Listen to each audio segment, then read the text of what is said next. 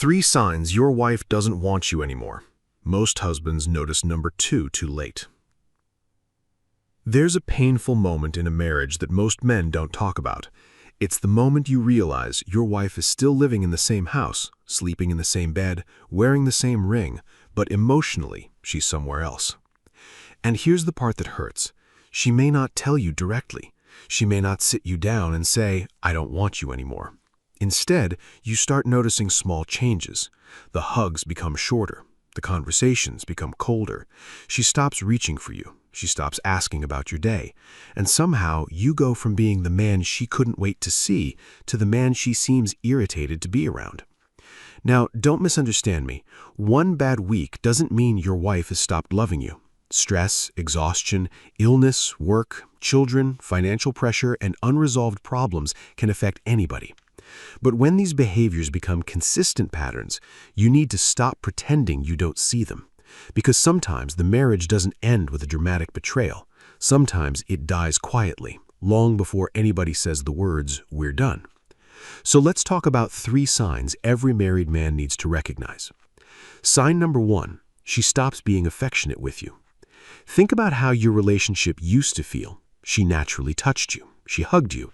She kissed you when you came home. She sat close to you. She reached for your hand. Maybe she would put her head on your shoulder while you were watching television. There was warmth between you. Then something changes. The hugs become brief. The kisses disappear. She doesn't initiate physical contact anymore. You sit beside her, but there's a strange distance between you. And when you try to get closer, it feels like you're forcing something that used to happen naturally. That's important, because physical affection isn't just about sex. It's often one of the ways couples communicate, "I still feel connected to you." When that connection disappears completely and stays gone, something underneath it needs to be addressed. And this is where many men make a serious mistake. They immediately assume she must be cheating. Maybe, but don't jump there without evidence. Emotional distance can come from resentment, unresolved conflict, loss of attraction, chronic stress, depression, exhaustion, or years of feeling disconnected. The mature man's question isn't, "Who is she sleeping with?" The first question is, "What happened between us?" Because if you don't understand a cause, you can't fix the problem. And if she refuses to discuss it, that's information too. Because a marriage cannot survive indefinitely when one person is trying to reconnect while the other person has emotionally stopped participating. And that leads to the second sign. Sign number 2, she starts building a life that doesn't include you. This one can be difficult for men to recognize because independence is not a bad thing. Your wife should have her own interests, her own friendships, her own ambitions, her own identity. A healthy marriage isn't 2 people becoming one helpless person. It's 2 capable adults choosing to build a life together. But there's a difference between healthy independence and emotional withdrawal. Healthy independence says, "I have my own life, but I want you to be part of it." Emotional withdrawal says, "I have my own life and I don't really care whether you're part of it." Suddenly, she stops telling you about her plans. She makes major decisions without discussing them. She doesn't ask your opinion anymore. She stops inviting you into the things she used to enjoy sharing with you. And you begin to feel less like her husband and more like someone who simply happens to live in the same house. That's when you need to pay attention. Not because your wife owes you constant access to her life, but because partnership requires inclusion. When 2 people are still emotionally invested in a marriage, they generally remain curious about each other's world. They communicate, they share, they make plans, they create experiences together. When one person repeatedly starts organizing their entire life around the assumption that the other person won't be there, that's worth addressing. If you're getting value from this conversation, do me a favor right now. Subscribe to the channel, hit the thumbs up button, and tell me in the comments, what do you think is the earliest sign that a marriage is emotionally falling apart?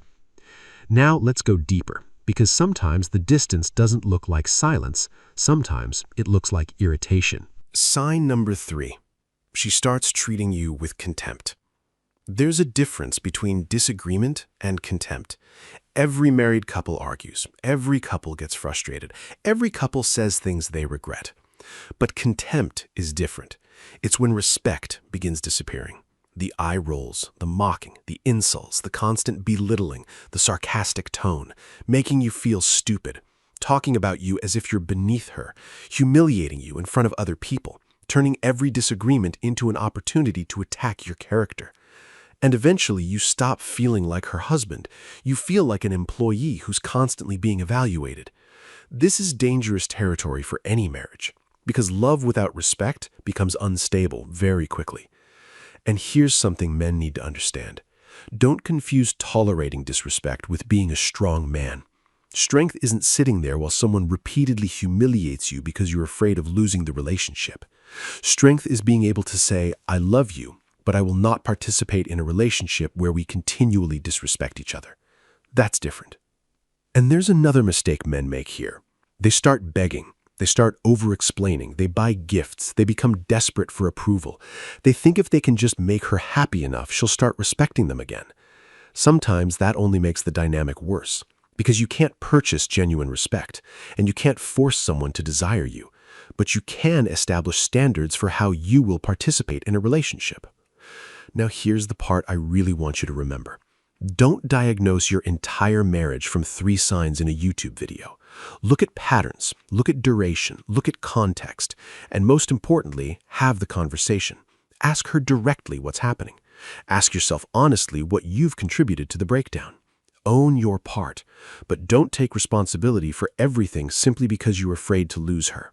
And if she tells you she doesn't want the marriage anymore, believe her. Don't spend years trying to convince someone to love you.